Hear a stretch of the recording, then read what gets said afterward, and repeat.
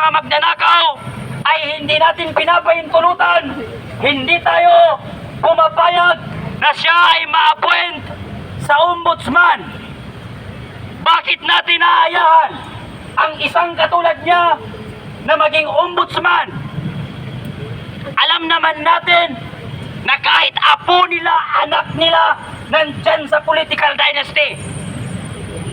Nandyan sila lahat sa gobyerno at sumusunod sila sa hamon nilang magnanakaw.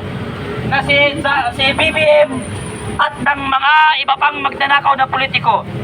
Kaya tayo ngayon ay naririto upang i-representa na tayo ay tutol at hindi tayo pumapayag na si Remulla ay maging ombudsman, sapagkat alam na natin kung ano ang purpose nila, kung bakit yan ang gusto nilang ilagay sa ombudsman, para ang kanilang mga sariling interes at pagnanakaw ay matakpan at hindi malaman ng sambayan ng Pilipino. Tama!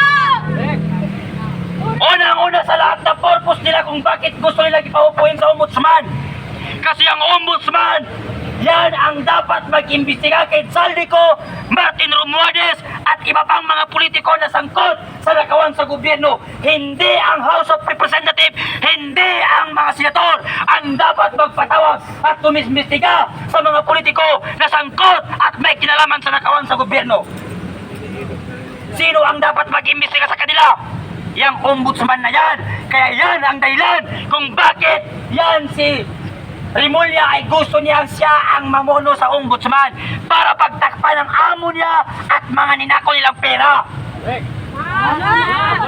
Pangalawa, pipigilan nila si VP Sara Duterte na tumakbo sa pagka-presidente ngayong 2028 kasi takot sila na pag sila ay nawala sa posisyon, sila ay nawala dyan sa mga paamo nilang mga asong ulol na aso ng gobyerno, lahat sila ay makukulong.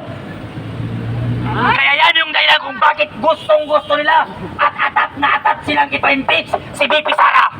Ang tanong, bakit ang bilis nyo na-trace at nahanap si Alice Go? Ang bilis nyong nahanap si Kibuloy?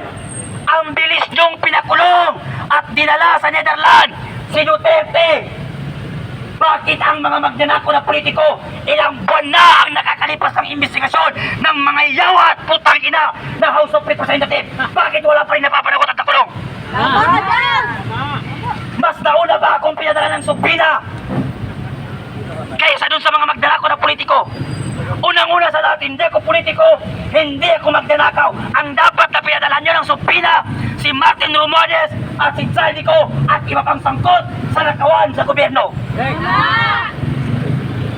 Kaya naghihirap ang Pilipino dahil sa mga politikong namumuro sa atin na walang ginawa kung hindi magnakaw at magpakasarap sa kaban ng bayan.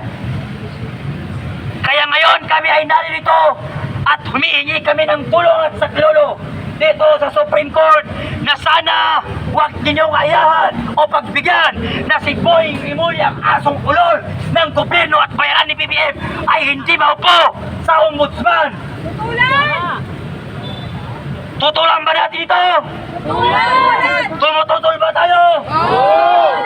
Tayo ay hindi papayag sapagkat alam na natin kung ano ang kanilang gusto at kung ano ang purpose nila, kung bakit yang si Boying Remulla ang tuta ay gustong-gusto niyang maupo dyan sa ombudsman. Ang COMELEC hawak nila, ang Congress hawak nila, ang Senate hawak nila, pati ba naman ang ombudsman hahawakan ninyo? Para ano? Para kayo ay magharian? Para ano? Para pagtakpan ng mga nakawan na nangyayari sa gobyerno? Ilang tagapagsalita na ng mga Pilipino mahihirap ang nakulong. Pero bakit yung mga magnanakaw hindi nakukulong? Pero kahit pa paano, nagpapasalamat pa rin ako sa CIDG nung iniimbestigahan nila ako kanina. Binigyan ako ng kape. Pinagkape nila ako. Ay, mababait naman pala yun sa CIDG kasi mga followers ko naman sila. Mga followers ko sila. Sa mga taga CIDG, kay Captain Ray, maraming salamat sa kape na binigyan niyo sa akin. Nagpapasalamat ako. Wala nga lang pandesal, pero okay na yun. At least may kape. Nakakapagtaka lang, nakakalungkot lang.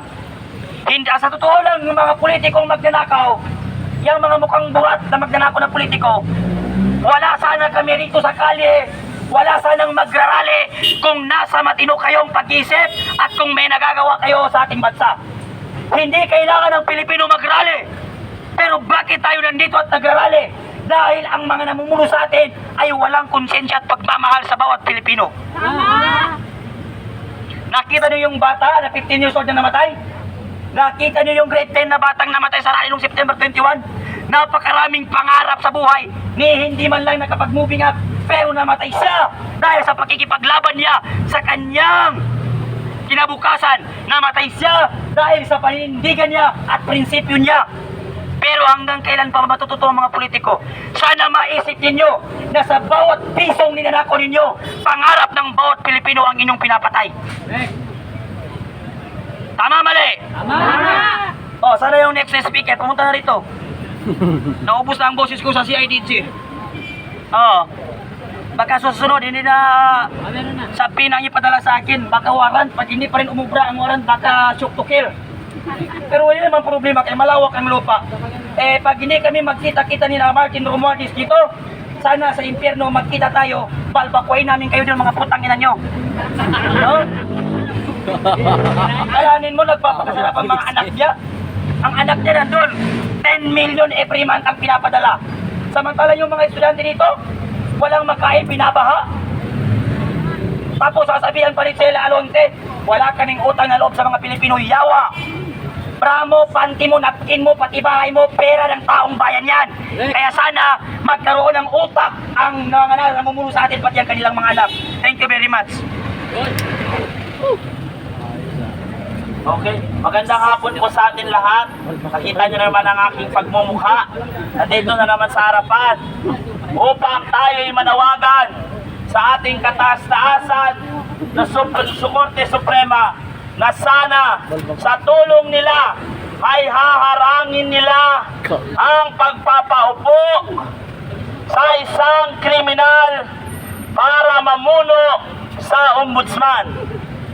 Alam naman natin kung ano ang motibo nila kung bakit ipapaupuin si Boying Rimulya sa ombudsman para maprotektuhan ang mga kaalyado nilang mga magnanakaw sa politiko.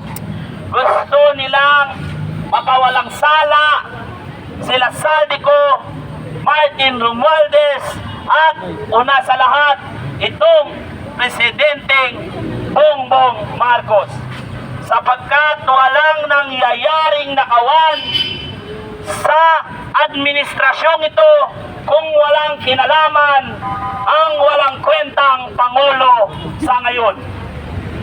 Handaan po natin, kaya nagkawatak-watak, nag-aaway-away ang mga Pilipino dahil sa kagagawan ng mga politiko. Ngayon naman, para sa ating mga kapulisan, kami nagpapasalamat sa inyo sapagkat pinabantayan